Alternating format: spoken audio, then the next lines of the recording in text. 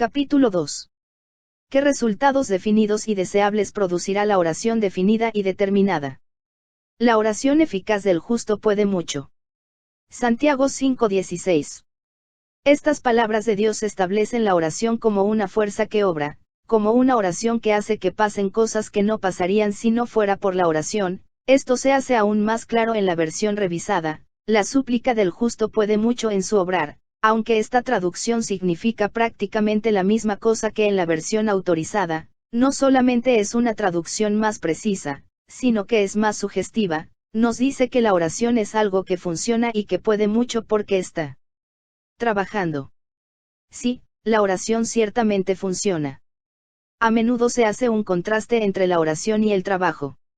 Una vez conocí a un hombre, un oficial de la escuela dominical en Brooklyn. Un día el superintendente le pidió que orara. Se puso de pie y dijo: "No soy un cristiano que ora, soy un cristiano que trabaja".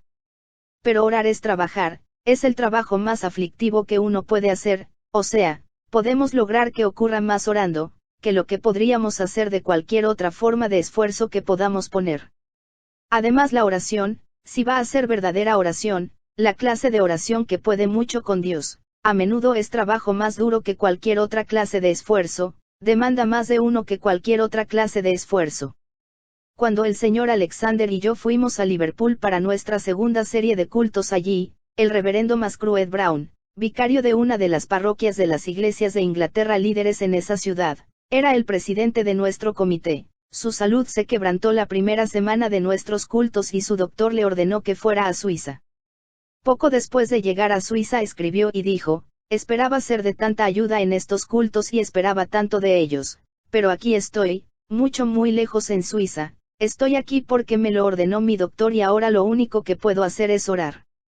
Luego añadió: "Pero después de todo, eso es lo más grande que uno puede hacer". Luego añadió: "Y la verdadera oración demanda más de uno que cualquier otra cosa, ¿no es cierto?". Sí, y frecuentemente lo hace. La verdadera oración es un ejercicio costoso, pero paga mucho más de lo que cuesta. No es trabajo fácil, pero es el trabajo que más beneficia de todos. Podemos lograr más con el tiempo y la fuerza si estos se ponen en la oración, de lo que podríamos si pusiéramos la misma cantidad de tiempo y fuerza en cualquier otra cosa. Usted notará que en la versión revisada la palabra súplica se sustituye por la palabra oración. La razón es la siguiente: hay una cantidad de palabras griegas que se traducen oración en la versión autorizada y que tienen variedad de significados diferentes, a veces una gran variedad de significados. La palabra griega que en la versión autorizada se traduce oración, en este pasaje es una palabra muy significativa. Establece la oración como la expresión definida de una necesidad que se siente en lo más profundo. Verdaderamente el significado primario de la palabra es necesidad. Por lo tanto, nuestro texto enseña que la oración definida y con determinación a Dios puede mucho. La palabra griega traducida puede también es una palabra expresiva y de significado. Su significado primario es ser fuerte, tener poder o fuerza y luego ejercitar el poder, de modo que la idea en nuestro texto es que la oración definida y con determinación ejerce mucho poder en su obrar, que logra grandes cosas. Luego, en los siguientes versículos, se nos dicen cosas sorprendentes que Elías hizo que pasaran por sus oraciones, cómo cerró los cielos por 3 años y 6 meses para que no cayera ni una gota de lluvia durante ese periodo de tiempo, y el relato del Antiguo Testamento nos dice no solamente que no hubo una gota de lluvia, sino que además ni una gota de rocío. 1 de Reyes 17:2. Cuando llegó el tiempo oportuno, Elías oró otra vez y los cielos dieron la lluvia y la tierra produjo su fruto, o como el señor Moody solía decirlo en su manera expresiva: Elías cerró los cielos bajo llave por 3 años y 6 meses y se echó la llave en la bolsa. Ahora bien, no hay ni una necesidad en particular que usted y yo conozcamos por la que deberíamos cerrar los cielos por 3 años y 6 meses, o para ese caso por 3 días. Pero hay una necesidad de lo más imperante de otras cosas que tenemos que hacer que sucedan. No hay otra manera en la que nosotros podamos hacer que sucedan que orar por ellas, con la oración definida y con determinación. Así es, entonces, que llegamos a estar cara a cara con la pregunta de suma importancia: ¿cuáles son algunas de las cosas definidas que se necesitan demasiado en nuestro tiempo que la oración hará que sucedan? Ya hemos visto 2 cosas inmensurablemente importantes que la oración puede lograr: Primero, que va a promover nuestra piedad o consagración personal, nuestra santidad individual, nuestro crecimiento individual a la semejanza de nuestro Señor y Salvador Jesucristo. Segundo, que va a hacer descender el poder de Dios en nuestra obra. Ahora vamos a descubrir de un estudio de la Biblia algunas otras cosas extremadamente importantes que logrará la manera correcta de orar. Y la oración salvará a otros. Mire 1 de Juan 5:16: si alguno viere a su hermano cometer pecado que no sea de muerte, pedirá, y Dios le dará vida. Esto es para los que cometen pecado que no sea de muerte. Hay pecado de muerte por el cual yo no digo que se pida. Esta es una de las declaraciones más asombrosas de toda la Biblia en el asunto de la oración y su impresionante poder. La declaración de este versículo no es solamente extraordinaria, sino que es la más alentadora y la que produce más alegría. Es aquí donde nos dice que la oración no solamente traerá bendición al que ora, sino que traerá de las bendiciones más grandes, hasta la bendición de vida eterna a otros, a aquellos por los cuales oramos. Nos dice que si vemos a otro cometer un pecado que no sea de muerte, cualquier pecado excepto el pecado imperdonable, podemos ir a Dios en oración por esa persona y que como respuesta a nuestra oración Dios le dará vida eterna a esta persona por la que hemos orado. Este pasaje por supuesto a veces se le fuerza a enseñar sanidad divina y es interpretado como si la idea que se habla ahí de vida, fuera una mera vida natural o física y que por nuestra oración podemos obtener vida física para el que está enfermo por su pecado, pero que no ha cometido el pecado por el que podría ser que fuera tomado de este mundo. Pero esto no solamente es incorrecto, sino que es una interpretación imposible. El apóstol Juan en sus escritos utiliza dos palabras griegas diferentes para vida, una significa la vida física, la otra significa vida espiritual o eterna, nunca se utiliza para vida natural o vida meramente física.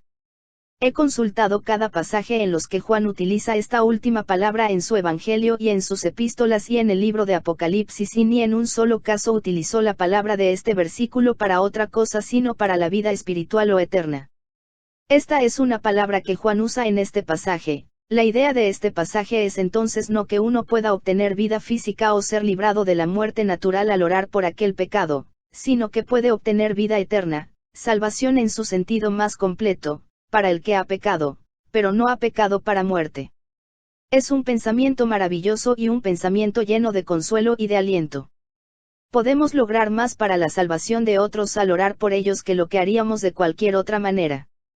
No quiero decir con ello que cuando sintamos nuestra responsabilidad por la salvación de otros que deberíamos simplemente orar por ellos y no hacer nada más. Eso es lo que muchos hacen, no están dispuestos a hacer su deber de ir a ellos y hablarles de Cristo, y así ellos van a Dios en oración y cuando han orado por su salvación se ufanan de que han hecho todo su deber y de esa manera hacen de la oración una excusa de su cobardía y pereza y descuido de su deber.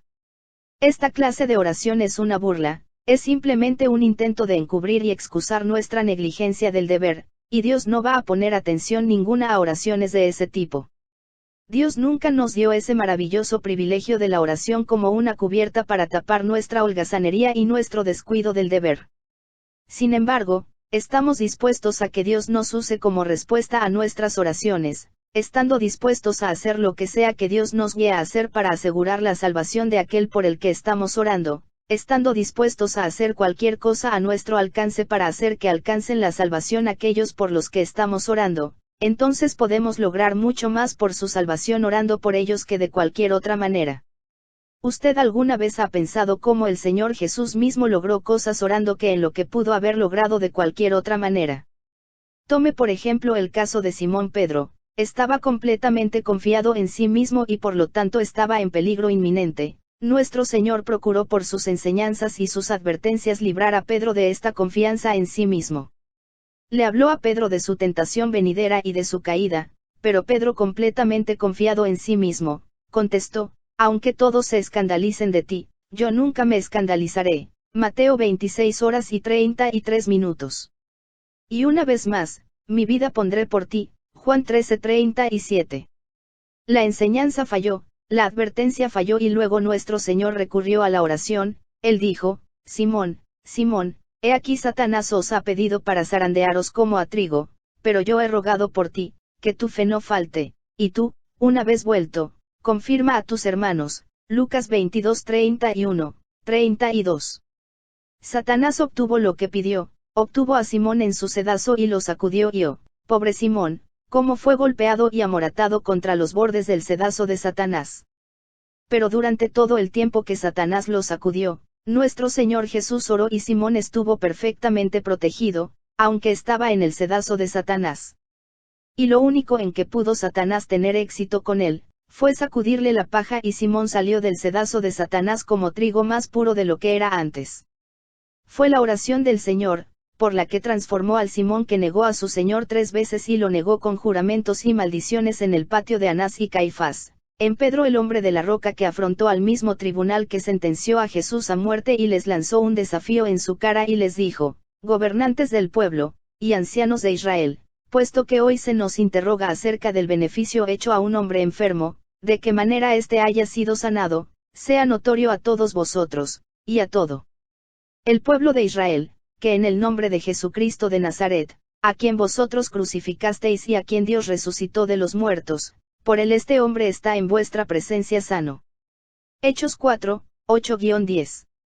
La oración alcanzará abajo, abajo, abajo en las más bajas profundidades del pecado y de la ruina y se apropiará de hombres y mujeres que parecen que están perdidos más allá de toda posibilidad o esperanza de redención y los levantará hasta hacerlos adecuados para un lugar al lado del Hijo de Dios en su trono. Hace muchos años en Chicago, en los primeros días de la obra del Sr. Moody en esa ciudad, hubo un hombre desesperado que acostumbraba asistir a los cultos y trataba de interrumpirlos. Era un escocés que había sido criado en un hogar cristiano, por una madre consagrada a Dios, pero se había alejado de las enseñanzas de su niñez. Este hombre era temido hasta por los hombres disolutos en Chicago. Una noche él estaba parado afuera del tabernáculo con una jarra de cerveza en su mano, ofreciendo bebida gratis a todos los que se salieran del tabernáculo. En otras ocasiones él se introducía a los cultos y en las reuniones después de los cultos y trataba de molestar a los obreros.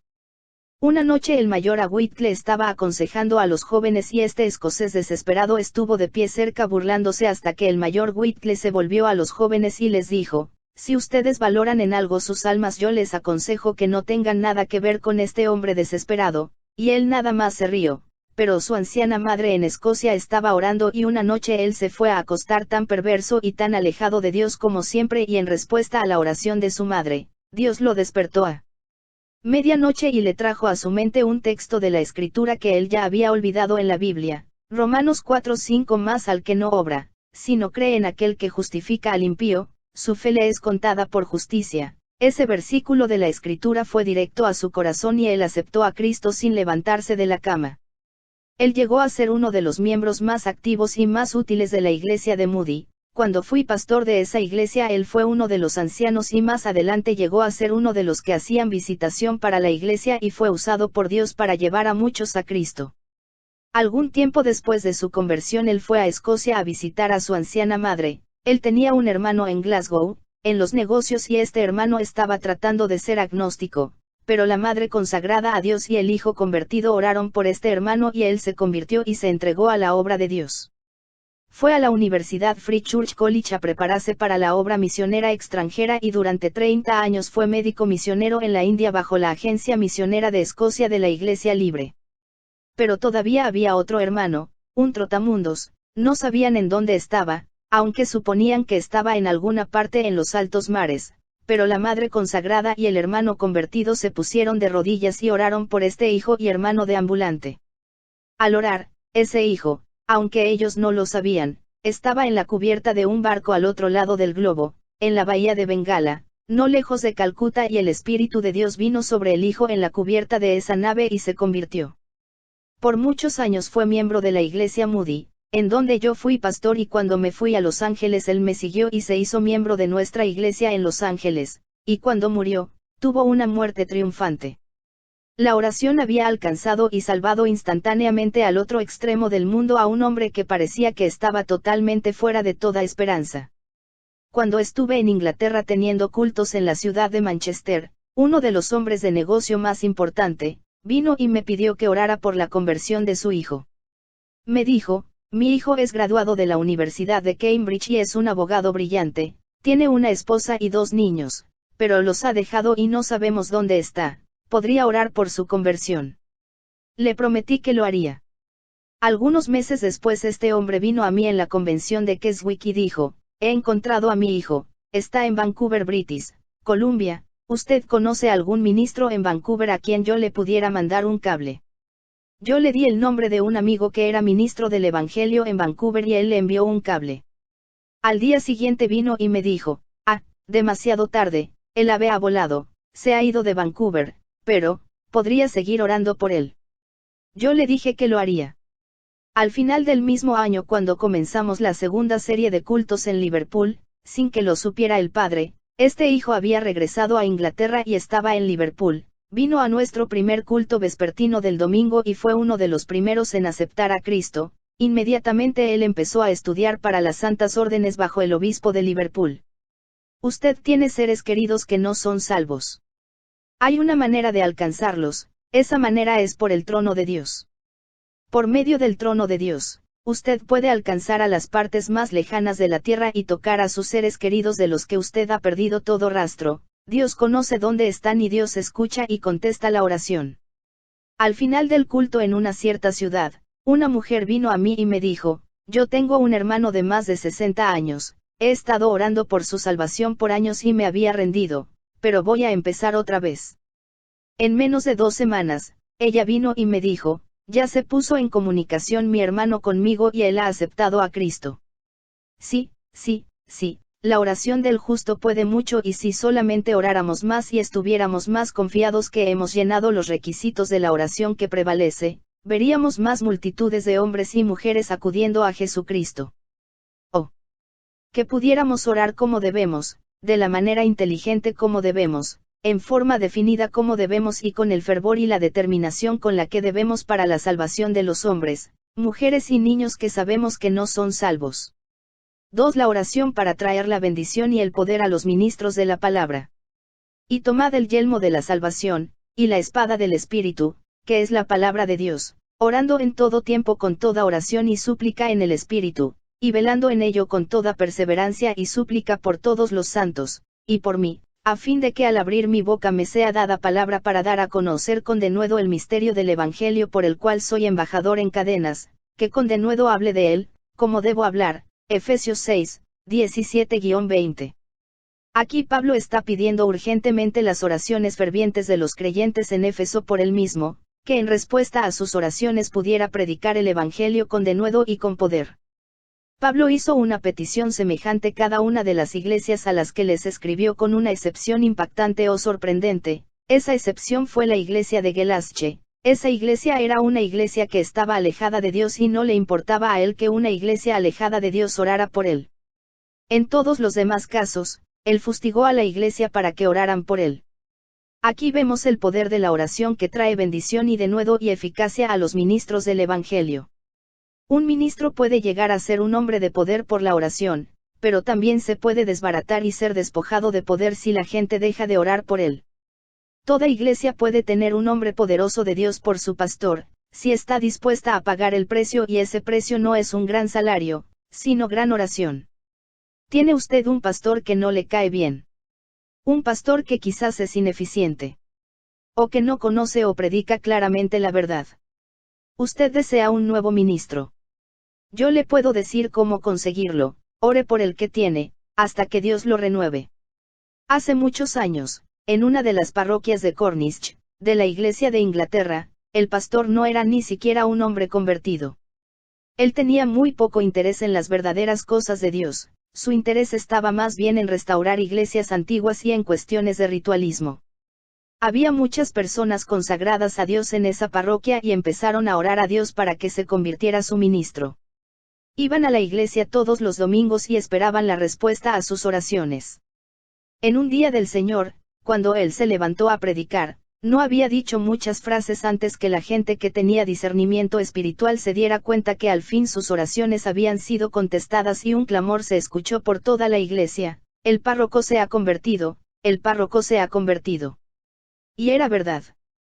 No solamente se había convertido, sino que estaba investido con poder de lo alto y por muchos años Dios utilizó a este hombre por toda Inglaterra para la conversión de pecadores, para la bendición de todos los santos y para el avivamiento de iglesias, casi como a ningún otro hombre en la iglesia de Inglaterra.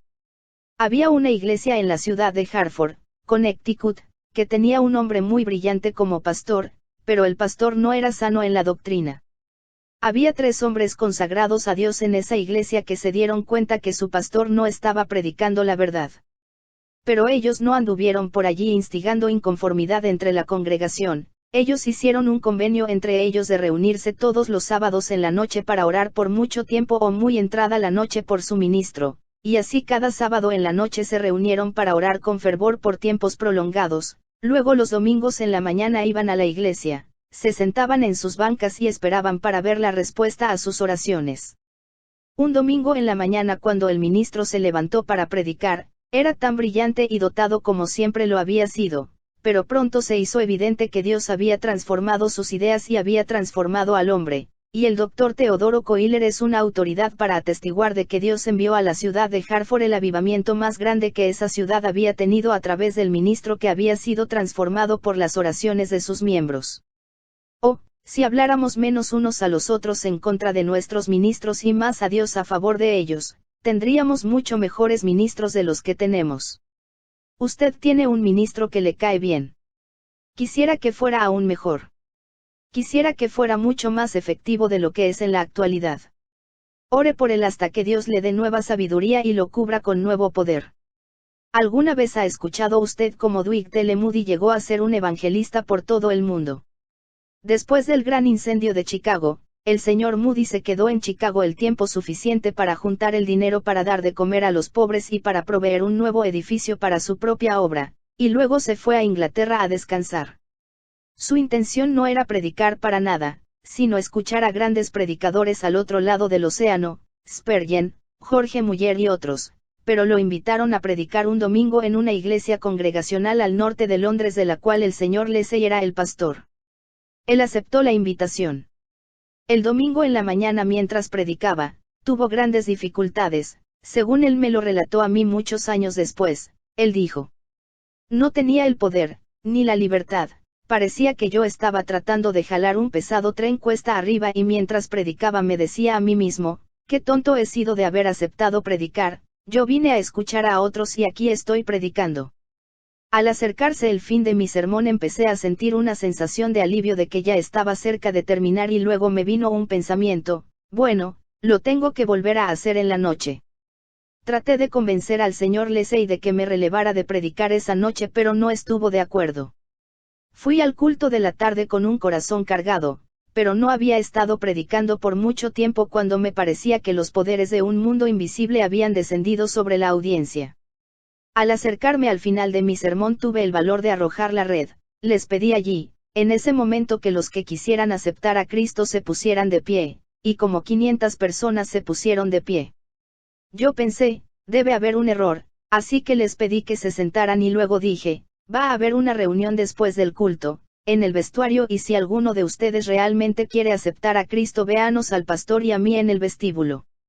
Había una puerta a cada lado del púlpito hacia el vestíbulo y yo me volví al señor Leslie y le dije, hermano Leslie, ¿quiénes son estas personas? Él contestó, yo no sé. Son su gente. Algunos lo son. Son cristianos. Hasta donde yo sé, no. Fuimos al vestíbulo y repetimos la invitación de una manera más fuerte y todos se volvieron a poner de pie. Yo todavía pensaba que había algún error y les pedí que se sentaran. Repetí la invitación en una forma todavía más fuerte y una vez más todos se pusieron de pie. Yo aún pensaba que tenía que haber algún error y le dije a la gente, mañana me voy a Irlanda, pero su pastor estará aquí mañana en la noche y si ustedes realmente dijeron en serio lo que dijeron aquí esta noche, véanse con él aquí. Después que llegué a Irlanda recibí un telegrama del señor Leslie diciendo, señor Moody, hubo más gente el lunes en la noche que el sábado en la noche. Se desató un avivamiento en nuestra iglesia y usted tiene que regresar a ayudarme. El señor Moody se apresuró a regresar de Dublín a Londres para tener una serie de cultos en la iglesia del señor Leslie, que añadieron cientos de personas a las iglesias del norte de Londres, y eso fue a lo que condujo la invitación que lo llevó por todo Inglaterra después, para la gran obra que agitó al mundo entero. Después que el señor Moody me lo contó, le dije, señor Moody, alguien debe haber estado orando. Dijo, no le platiqué. Ese es el punto principal de todo el relato. Había 2 hermanas en esa iglesia, una de las cuales estaba confinada a su lecho, la otra me escuchó el domingo en la mañana. Se fue a la casa y le dijo a su hermana, ¿quién crees que nos predicó esta mañana? La hermana contestó, no sé. Entonces ella le dijo, adivina, y la hermana mencionó a todos los hombres con los que el señor Lesey tenía el hábito de hacer intercambio, pero su hermana le dijo, no. Entonces su hermana preguntó, ¿quién nos predicó esta mañana? Y ella contestó, el señor Moody de Chicago. No mucho tiempo después de que ella dijera eso, su hermana palideció como si fuera a morir y dijo, ¿qué? El señor Moody de Chicago. Yo he leído de él en un periódico americano y he estado orando que Dios lo envíe a Londres y lo mandé a nuestra iglesia. Si yo hubiera sabido que él iba a predicar esta mañana, no me hubiera desayunado y hubiera pasado toda la mañana en ayuno y oración. Ahora bien, hermana, sal, cierra la puerta, no dejes que nadie me venga a ver, no dejes que nadie me mande de comer, voy a pasar el resto de la tarde y la noche en ayuno y oración. Y orar fue lo que hizo y Dios escuchó y contestó. Dios está tan presto a escucharle y responderle a usted como lo estuvo a esa santa confinada a su lecho. No importa a qué iglesia usted pertenezca y quién sea su pastor, usted puede convertirlo en un hombre de poder. Si ya es un hombre de poder, usted puede hacer que sea un hombre de aún más poder. Me podría tolerar por un poco de tiempo si le diera una hoja de mi propia experiencia. Cuando fui a Chicago, no fue para tomar el pastorado de una iglesia, sino para ser el superintendente del Instituto Bíblico y de la Sociedad Evangelizadora de Chicago. Después de que había estado ahí por 4 años, el púlpito de la iglesia de Moody quedó vacante y el señor Moody y yo les pedimos que llamaran a un predicador muy dotado de Aberdeen, Escocia, lo cual ellos hicieron. Mientras esperábamos para que él contestara, para ver si aceptaba la invitación de suplir el púlpito, Dios bendijo tanto la predicación de su palabra, que un buen número de gente estaban orando que el ministro de Escocia no aceptara la invitación y no lo hizo. Después, ellos me llamaron al pastorado. Yo no veía cómo lo podía tomar, mis manos estaban llenas con el instituto, las clases, la correspondencia y otros deberes, pero el señor Moody me conminó a aceptar la invitación. Él dijo, eso es lo que he estado deseando todo el tiempo, si usted acepta la invitación, le daré toda la ayuda que me pida y le proporcionaré hombres que le ayuden en el instituto. Y acepté la invitación. El primer sermón que prediqué después de tomar el pastorado de la iglesia fue sobre la oración, y en él dije algunas de las cosas que he dicho aquí. Al acercarme al final de mi sermón, dije, ¿cómo se pondrá de contento su pastor si supiera que algunos de ustedes, hombres y mujeres de Dios, se quedaran hasta tarde el sábado en la noche o se levantaran temprano el domingo en la mañana para orar por su nuevo pastor? Y muchos de esos amados santos de Dios me tomaron la palabra. Muchos de ellos se quedaron hasta tarde en la noche del sábado orando por su ministro y muchos de ellos se levantaron temprano el domingo en la mañana para orar por su ministro, y Dios contestó la oración. El edificio de la iglesia cuando yo tomé el pastorado albergaba 2.200 personas sentadas, 1.200 en el piso principal y 1.000 más en la galería, pero en los años precedentes solamente se llenaba el primer piso de la iglesia y la galería solo se abría en ocasiones especiales, cuando el señor Moody estuvo ahí o algo parecido. Casi inmediatamente se vio la necesidad de abrir la galería y luego en un servicio de la tarde cada centímetro del auditorio estaba repleto de personas de pie. Hasta lo llegamos a llenar con 2.700 gentes por un conteo real y las autoridades de la policía ya no nos permitieron que se sentara más gente en las escaleras o estuvieran de pie en los pasillos. Luego tuvimos una reunión de los que ya no cabían en los salones de abajo, que albergaban a 1.100 personas y a veces hasta en la sala de las clases del instituto también. Pero eso no era lo mejor, hubo conversiones todos los domingos. Ciertamente hubo conversiones en y alrededor de la iglesia prácticamente todos los días de la semana. La gran mayoría de los que se convirtieron, no se hicieron miembros de la iglesia Moody, eran foráneos que pasaban por la ciudad o gente que venía de otras iglesias. Llegó a ser una costumbre que algunos de los ministros enviaban a su gente a nuestra iglesia para que se convirtieran, después regresaban y se hacían miembros de las iglesias a las que propiamente pertenecían.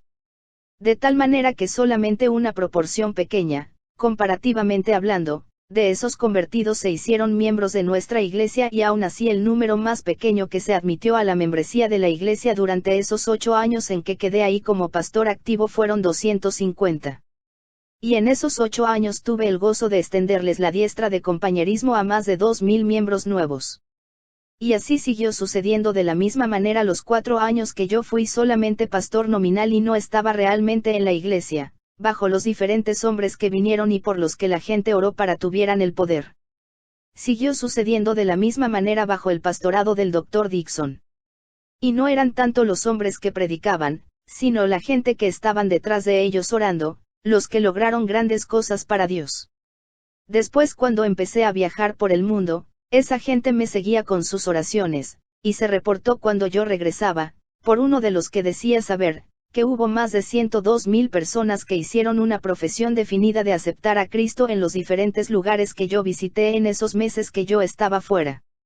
Cuando regresé después de mi primera ausencia de 18 meses, el Dr. Dixon se reunió conmigo un día y me dijo, esto fue antes de que él llegara a ser el pastor de la iglesia Tory, cuando supimos de las cosas que sucedieron en Australia y en otras partes, todos nos sorprendimos, no pensábamos que estuviera en usted. Él estaba perfectamente en lo correcto sobre eso, no estaba en mí. Después añadió, pero cuando fui a suplir a su iglesia por un mes y escuché orar a su gente por usted, comprendí. Oh, cualquier iglesia puede tener un ministro que sea hombre de oración, un ministro que esté bautizado y lleno del Espíritu Santo si estuvieran dispuestos a pagar el precio, y el precio es la oración, mucha oración y mucha oración verdadera, oración en el Espíritu Santo.